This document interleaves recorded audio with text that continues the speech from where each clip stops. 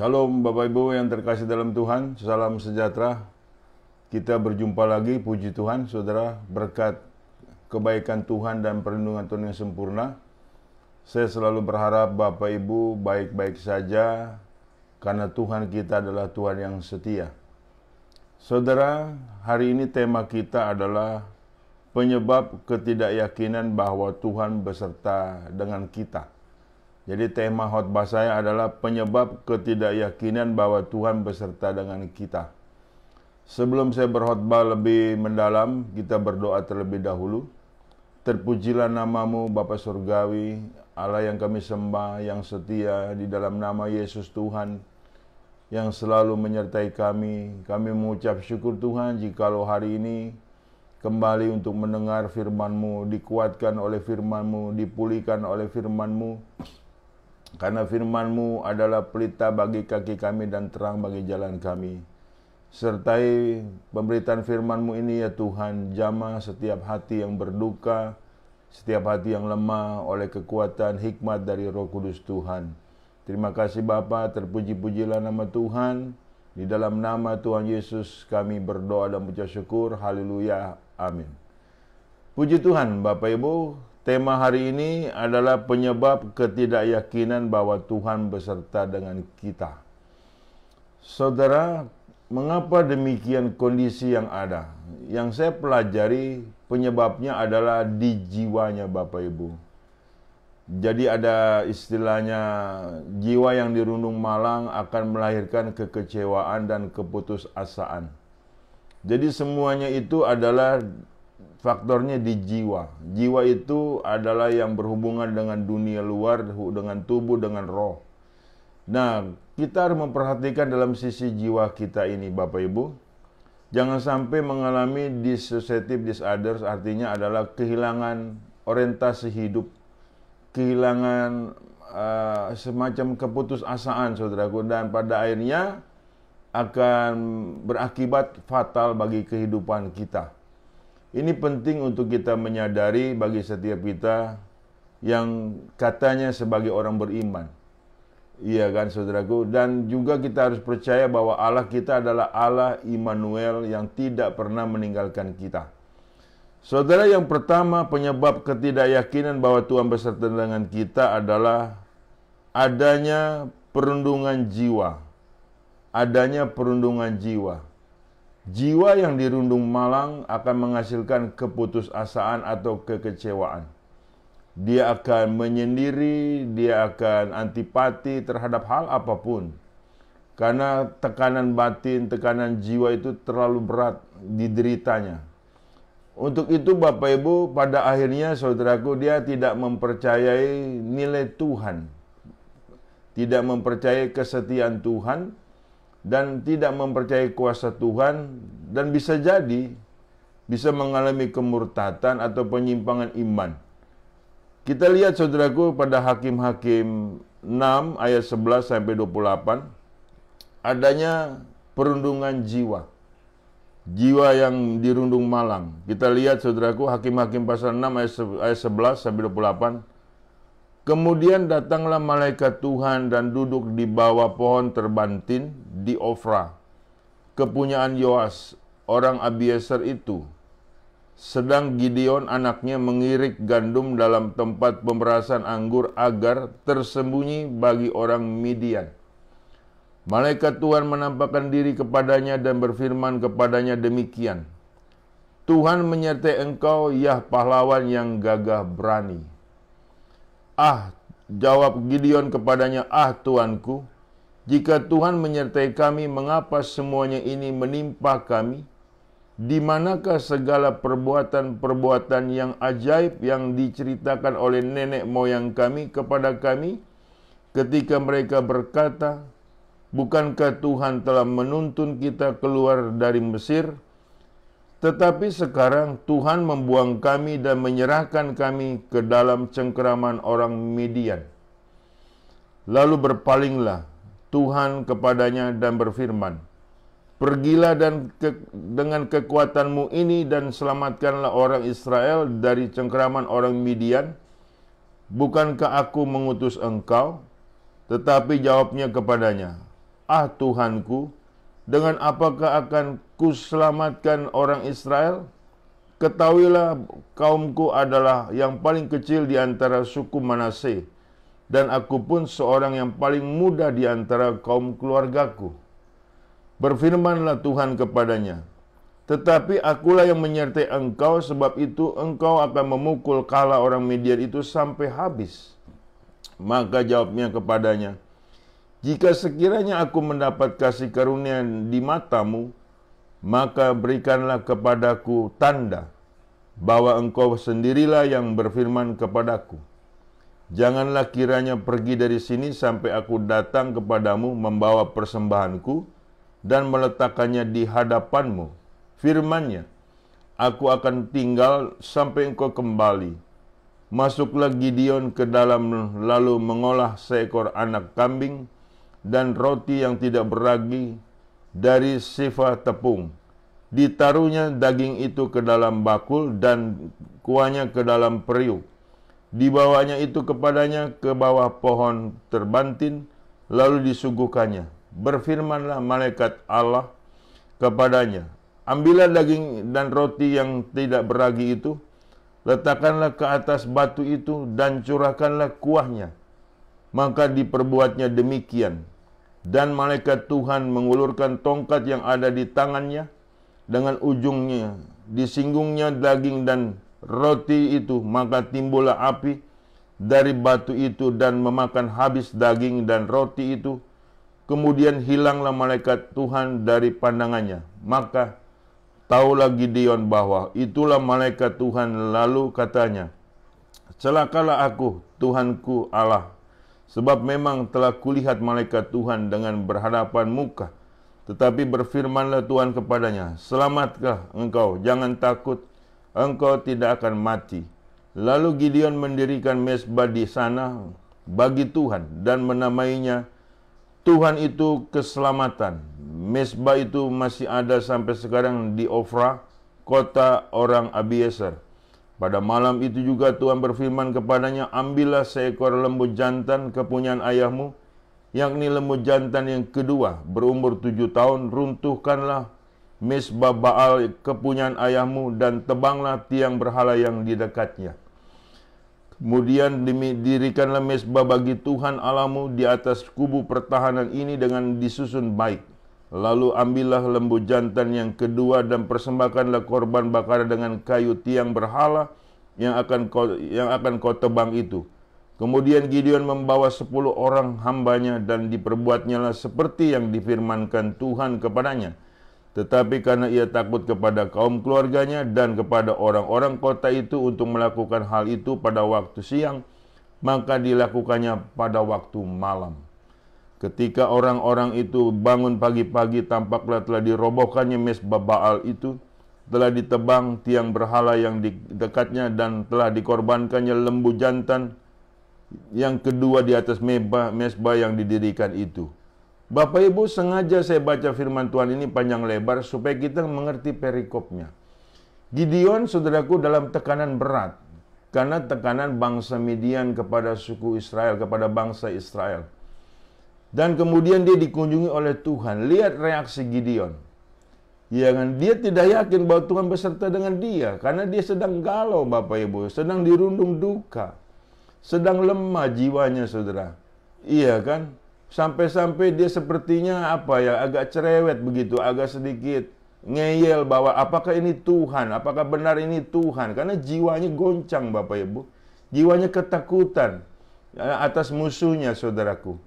Jadi tatkala jiwa kita dalam kondisi yang sama, kita pun akan tidak yakin bahwa Tuhan beserta dengan kita. Seberapa sering kita bicara bahwa Tuhan beserta dengan kita, Allah Immanuel. Tetapi nyatanya masih banyak orang Kristen yang kedukun.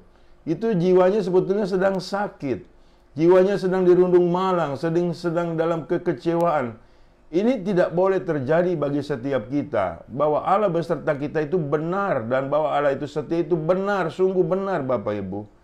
Ya kan? Jadi jiwa kita harus kita jaga sedemikian rupa agar tetap berkorelasi dengan Tuhan dengan baik, saudaraku. Jadi tatkala jiwa kita itu kondisinya kecewa, jangan terlalu lama lah Kita yakin bahwa Tuhan akan memulihkan keadaan kita, dan dikatakan oleh firman Allah, pencobaan-pencobaan yang datang tidak melebihi kekuatanmu, dan engkau tidak dibiarkan jatuh sampai tergeletak.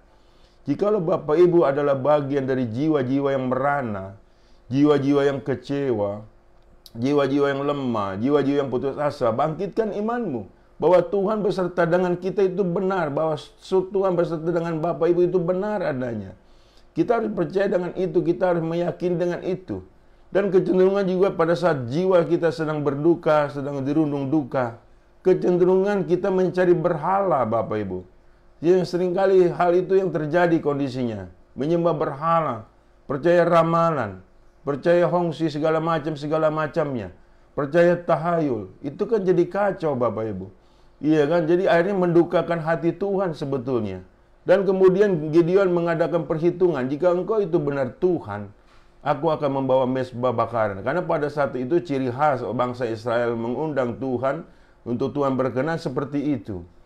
Teringat kembali Gideon dengan hal-hal yang benar, yang mempersembahkan korban bakaran bagi Tuhan. Ternyata korban bakaran yang dari Gideon Tuhan terima. Baru sadar bahwa Gideon itu berhadapan dengan Tuhan. Dan yang kedua, Tuhan minta supaya dewa-dewa Baal yang disembah nenek moyang itu dihancurkan, dirobohkan tiang-tiangnya. Jadi setiap kita kalau masih ada punya berhala-berhala, itu harus dirobohkan, Bapak Ibu. Jangan menduakan Tuhan. Harus disikat habis, harus diratakan, dan kita pure, hanya jiwa kita memuji Tuhan. Saya teringat dengan pujian yang indah sekali, Bapak Ibu. Seperti begini. Jiwaku haus akan kasih-Mu. Jiwaku rindu akan cinta-Mu. Nah, seperti itu. Kita benar-benar jiwa kita mengasihi Tuhan, karena Tuhan mengasihi kita. Jadi perlu Bapak Ibu sadar, walaupun jiwamu dirundung kemalangan, jangan meninggalkan Tuhan. Setialah kepada Tuhan. Jangan kepada perdukunan percayanya.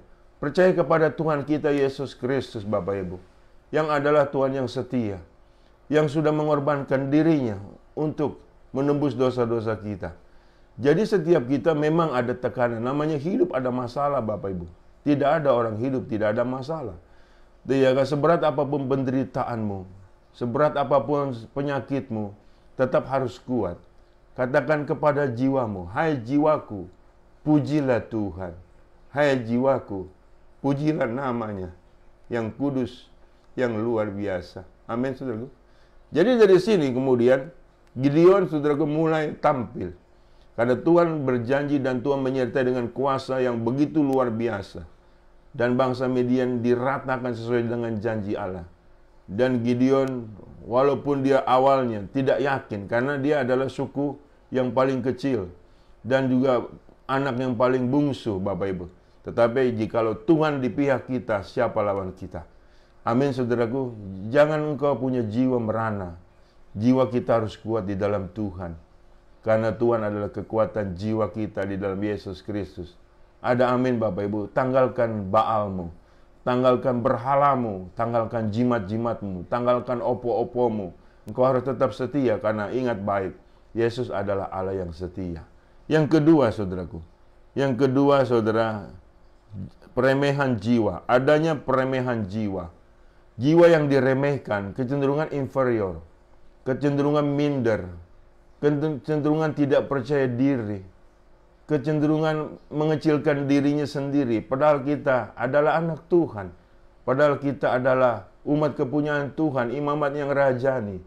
Ingat waktu khotbah saya minggu lalu, Bapak Ibu. Kita ini siapa? Kita ini anak Tuhan. Ya kan? Mungkin kita punya latar belakang yang diremehkan orang, tetapi Tuhan sudah pilih kita sebagai umatnya. Kita lihat, saudaraku, Keluaran 4 ayat 1 sampai 17. Adanya peremehan jiwa. Keluaran 4 ayat 1.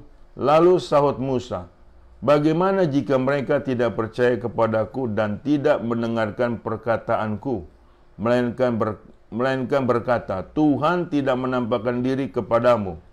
Tuhan berfirman kepadanya, apakah yang di tanganmu itu? Jawab Musa, tongkat.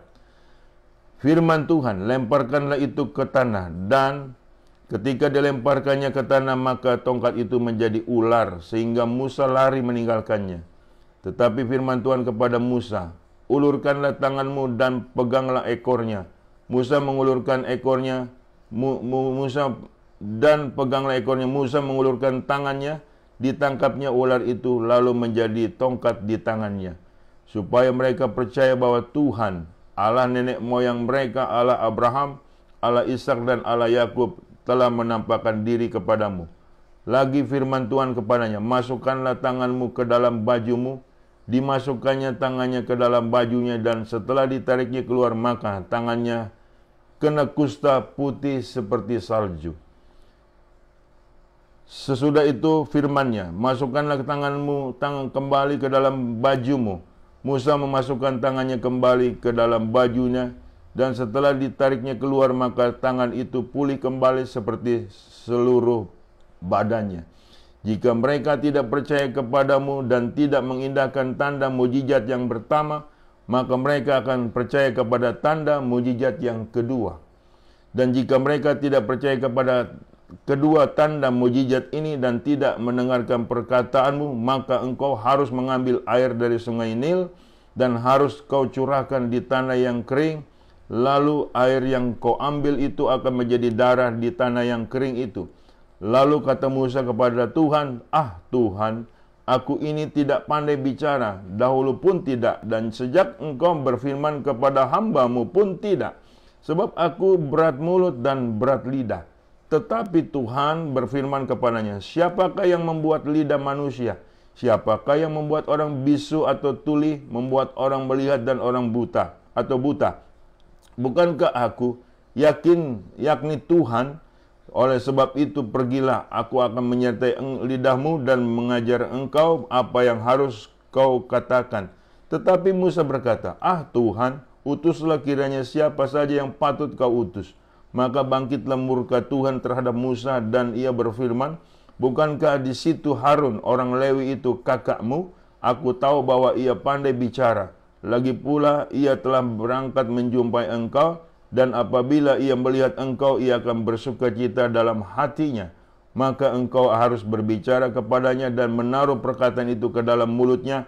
Aku akan menyertai lidahmu dan lidahnya, dan mengajarkan kepada kamu apa yang harus kamu lakukan. Ia harus berbicara bagimu kepada bangsa itu. Dengan demikian ia akan menjadi penyambung lidahmu dan akan menjadi seperti Allah baginya. Dan bawalah tongkat ini di tanganmu, dan harus kau pakai untuk membuat tanda-tanda mujizat. Saudaraku, yang kedua ini adalah Musa, Bapak Ibu. Adanya peremehan jiwa. Seperti kita ketahui bersama bahwa bangsa Israel menjadi budak di Mesir 400 tahun.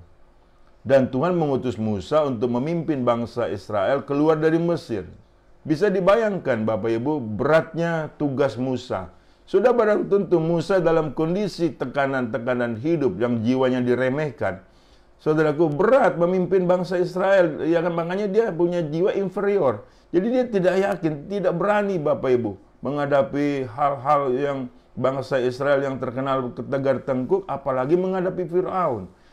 Saudara, mempunyai jiwa yang diremehkan, saudaraku. Musa jiwanya, saudaraku, seperti diremehkan. Karena begini, dia lahir, saudaraku, dihanyutkan di Sungai Nil melalui keranjang, saudaraku. Karena waktu itu kalau ada bangsa Ibrani yang lahir pada itu ada pengumuman harus dibunuh karena bangsa Israel sudah terlalu banyak di situ. Nah, Musa itu sama ibunya dihanyutkan, dipungut sama putri Firaun. Nah, ini kan satu nilai bagaimana ya, tekanan jiwanya cukup berat Bapak Ibu. Jadi tidak ada percaya diri, tidak percaya jati dirinya itu siapa. Ya, dia pernah lari karena membunuh bangsa Mesir, dia pernah bergejolak dalam hal tersebut. Sudah tentu jiwanya, kondisinya sangat melalui tekanan-tekanan hidupnya, dan seakan-akan jiwanya diremehkan. Kali ini mendapat tugas dari Tuhan. Ya pasti, aku tidak yakin Tuhan, aku tidak mampu, aku tidak peta lidah, aku tidak pandai bicara. Selalu alasan-alasan dibuat oleh Musa. Itu jiwa yang awalnya diremehkan, yang dalam peremehan. Itu semacam juga satu jiwa yang lemah, saudaraku. Tetapi Tuhan paksa dia, Tuhan, aku pasti menyertai kamu. Aku pasti memberikan satu nilai kuasa mujizat untuk menyertai kamu. Dari situ dengan terpaksa Musa berani. Terus lambat laun, Tuhan memang setia dengan janjinya. Jikalau hidup kita Bapak Ibu, entah masih kecil, kita diremehkan, dianiaya, ya kan, itu jiwanya bisa mengalami hal yang kesakitan Bapak Ibu. Jiwanya mengalami kelemahan, inferior, tidak percaya diri. Itu tidak boleh terjadi atas setiap kita. Tuhan sudah mengangkat kita jadi kepala, bukan ekor, naik bukan turun. Tanamkan itu di jiwamu, bahwa engkau anak Tuhan, bahwa kita ini anak Tuhan. Ya kan, praktis kita selalu dilindungi Tuhan dengan kuasa ilahinya, dan praktis kita selalu disertai Tuhan dengan kuasa hadiratnya dan dengan hikmat daripada Roh Kudus. Bangkitkan jiwamu Bapak Ibu, jangan lemah. Ya kan? Seringkali saya melihat banyak orang Kristen jiwanya lemah, sangat dia remehkan dirinya sendiri. Sehingga dia percaya ramalan, dia percaya nilai-nilai ini itu, dongeng-dongeng dari nenek moyang. Ya, kemarin saya saudaraku di satu tempat ibadah konseling pelepasan, saudaraku, ada satu pemudi menangis, dibilang kenapa? Saya bilang kenapa kamu menangis? Sempat agak lama dia bicara karena menangis itu. Terus akhirnya dia bicara, saya katanya kena kutuk Pak, kutuk dari orang tua, makanya saya terlambat menikah segala macam. Oh, kamu jangan percaya itu, tanamkan di dalam jiwamu bahwa engkau itu anak Tuhan. Sudah terlepas dari kutuk, sudah terlepas dari hal-hal yang begitu-begituan. Kau lebih percaya firman Allah atau lebih percaya kata orang tuamu? Lebih percaya apa kata orang? Enggak boleh Bapak Ibu. Terkutuklah orang mengandalkan manusia, mengandalkan diri sendiri dan hati jadi Tuhan. Kita harus mengandalkan firman Allah yang sangat kuat Bapak Ibu. Ya kan, seperti tajam, seperti pedang bermata dua. Nah, akhirnya saudaraku dia mengalami pemulihan. Ya, pada saat saya kasih asupan firman Allah melalui pendengarannya. Dan pada akhirnya dia percaya bahwa dia akan segera memperoleh jodoh dan percaya akan masa depannya, saudaraku. Ini penting bagi setiap jiwa kita yang lemah. Jangan lemah, jangan mau dilemahkan dengan kata ini, kata ramalan ini, kata ini. Saudaraku, kita nggak bisa diombang-ambingkan dengan sedemikian rupa. Hidup kita itu ada Tuhan. Roh kita lebih besar daripada roh yang di dalam dunia ini. Karena ada Roh Kudus. Iya kan saudaraku, apa yang engkau ikat di dunia ini akan terikat di sorga, apa yang kau lepaskan di dunia ini terlepas di sorga. Matius 18 ayat 18 mengatakan hal tersebut. Bangkitkan jiwamu bahwa engkau adalah benar-benar anak Tuhan. Jangan sampai mau dilemahkan dengan ramalan ini, ramalan itu, saudaraku. Itu bullshit semuanya, sampah semuanya. Kita harus berjalan dengan kekuatan ilahi, dengan firman Allah yang selalu menyertai kita. Rambut di kepalamu semua terhitung jumlahnya. Tidak mungkin selembar putus tanpa seizin Tuhan. Ada amin, saudaraku. Kuatkan jiwamu. Makanya Musa, saudaraku, dipulihkan jiwanya. Nanti kita akan melihat Mazmur di Bani Korah yang mengatakan, hai jiwaku bagaimana kondisinya. Amin, saudaraku, sebagai penutupnya.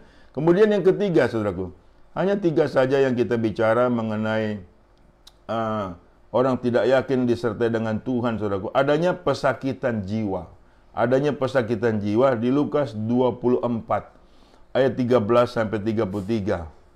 Pada hari itu juga 2 orang dari murid-murid Yesus pergi ke sebuah kampung bernama Emmaus yang terletak kira-kira 7 mil jauhnya dari Yerusalem, dan mereka bercakap-cakap tentang segala sesuatu yang telah terjadi. Ketika mereka sedang bercakap-cakap dan bertukar pikiran, datanglah Yesus sendiri mendekati mereka, lalu berjalan bersama-sama dengan mereka. Tetapi ada sesuatu yang menghalangi mata mereka, sehingga mereka tidak dapat mengenal dia. Yesus berkata kepada mereka, apakah yang kamu percakapkan sementara kamu berjalan? Maka berhentilah mereka dengan muka muram. Seorang dari mereka namanya Kleopas menjawabnya, adakah engkau satu-satunya orang asing di Yerusalem yang tidak tahu apa yang terjadi di situ pada hari-hari belakangan ini? Katanya kepada mereka, apakah itu? Jawab mereka, apa yang terjadi dengan Yesus orang Nazaret? Dia adalah seorang nabi yang berkuasa dalam pekerjaan dan perkataan di hadapan Allah dan di depan seluruh bangsa kami. Tetapi imam-imam kepala dan pemimpin-pemimpin kami telah menyerahkan dia untuk dihukum mati, dan mereka menyalibkannya. Padahal kami dahulu mengharapkan bahwa dialah yang datang untuk membebaskan bangsa Israel. Tetapi sementara itu telah lewat 3 hari sejak semuanya itu terjadi.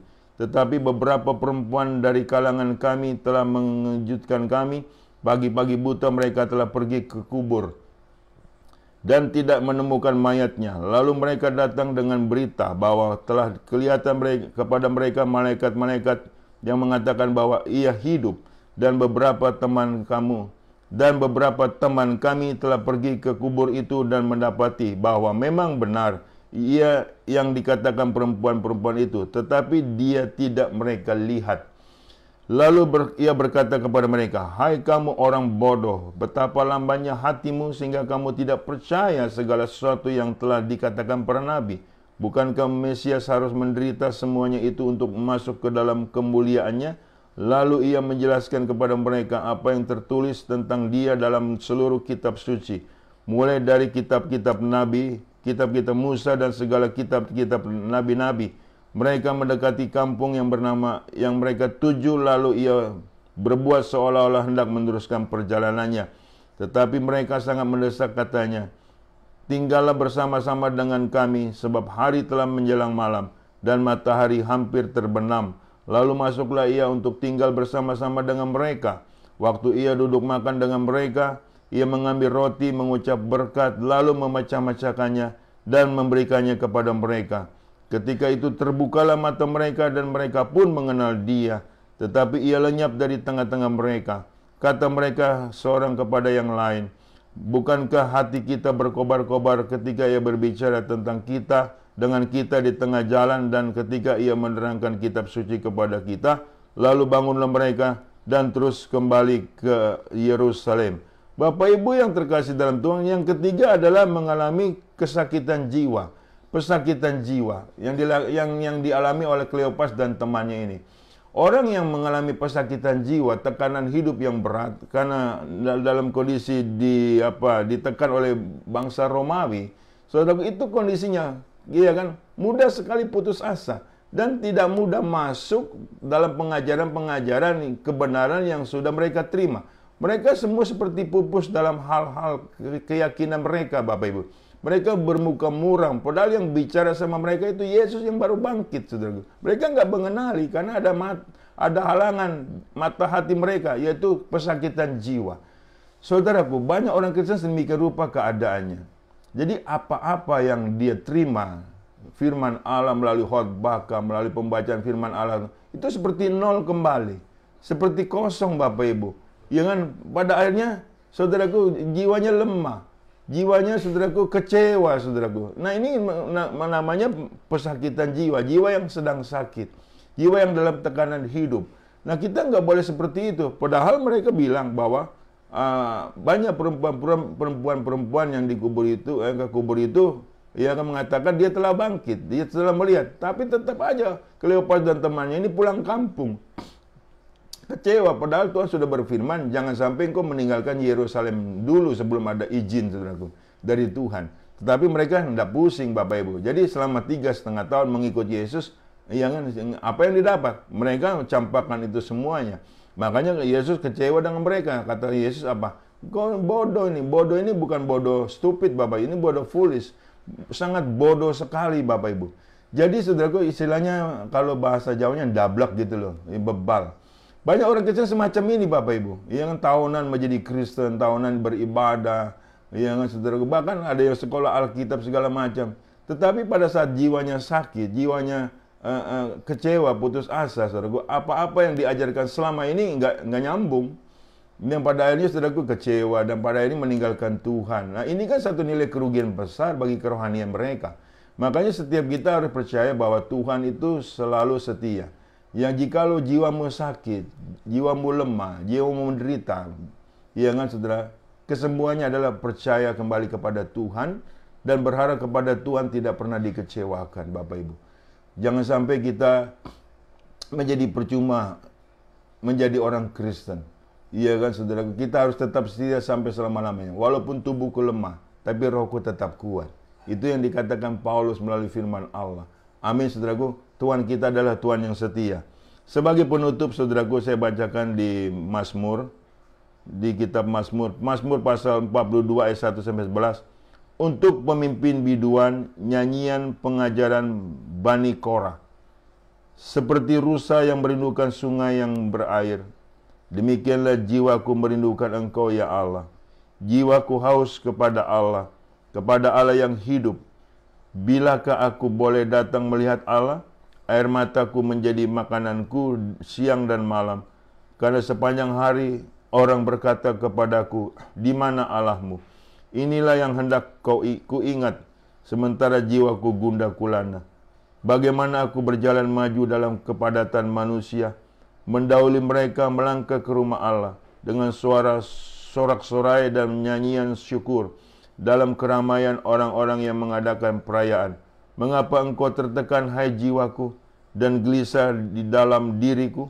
Berharaplah kepada Allah, sebab aku akan bersyukur lagi kepadanya, penolongku dan Allahku. Jiwaku tertekan dalam diriku, sebab itu aku teringat kepadamu. Dari tanah sungai Yordan dan pegunungan Hermon, dari gunung Mizar. Samudra raya berpanggil-panggilan dengan deru air terjunmu. Segala gelora dan gelombangmu menggulung melingkupi aku. Tuhan memerintahkan kasih setianya kepada siang hari, dan pada malam hari aku nyanyikan nyanyian suatu doa kepada Allah kehidupanku. Aku berkata kepada Allah gunung batuku, mengapa engkau melupakan aku? Mengapa aku harus hidup berkabung di bawah himpitan musuh? Seperti tikaman maut ke dalam tulangku, lawanku mencela aku, sambil berkata kepadaku sepanjang hari, di mana Allahmu? Mengapa engkau tertekan, hai jiwaku? Mengapa engkau gelisah di dalam diriku? Berharaplah kepada Allah, sebab aku bersyukur lagi kepadanya, penolongku dan Allahku. Haleluya. Tuhan tidak membiarkan kita punya jiwa berputus asa. Tuhan pasti menolong. Ya, amin saudaraku. Saya percaya Bapak Ibu telah dikuatkan melalui pemberitaan firman yang tadi saya beritakan. Kiranya firman Allah ini tidak pernah kembali dengan sia-sia. Berpeganglah kepada nilai janji Allah, karena Allah kita di dalam Yesus Kristus tidak pernah mengecewakan kita. Kuatkan jiwamu dan setialah sampai selama-lamanya. Haleluya, amin. Kita berdoa. Terpujilah namamu Bapa Surgawi, Allah yang kami sembah di dalam nama Yesus, yang sangat setia. Kami mengucap syukur atas kesetiaanmu, atas perlindunganmu, atas kuasa ilahimu yang sungguh amat menyertai kami. Dan kami percaya jiwa kami selalu kuat di dalam Tuhan, karena Tuhanlah yang menopang kehidupan kami. Berkati jemaatmu dimanapun mereka berada, ya Bapa. Jikalau mereka ada yang lemah, Tuhan pulihkan mereka dalam nama Yesus. Jikalau mereka ada yang terikat, Tuhan lepaskan dari kuasa kegelapan dalam nama Yesus. Nama di atas segala nama, nama yang berkuasa, nama yang kekal dan nama yang abadi. Nama yang pembela kami, pelindung kami yang sejati. Sehingga jiwa kami berkemenangan, jiwa kami selalu haus akan kehendak-Mu, akan firman-Mu. Di dalam nama Yesus kami sudah berdoa dan mengucap syukur. Haleluya, amin. Bapak Ibu yang terkasih dalam Tuhan, terimalah berkat dari Allah Bapa, di dalam cinta kasih Tuhan kita Yesus Kristus, dan di dalam persekutuan dengan Roh Kudus yang selalu menyertai kita mulai dari saat ini sampai Maranatha. Tuhan datang kali yang kedua menyebut kita dalam kemuliaannya, dan kita pun layak menerima kemuliaan Tuhan dari kekal sampai kekal. Haleluya, amin.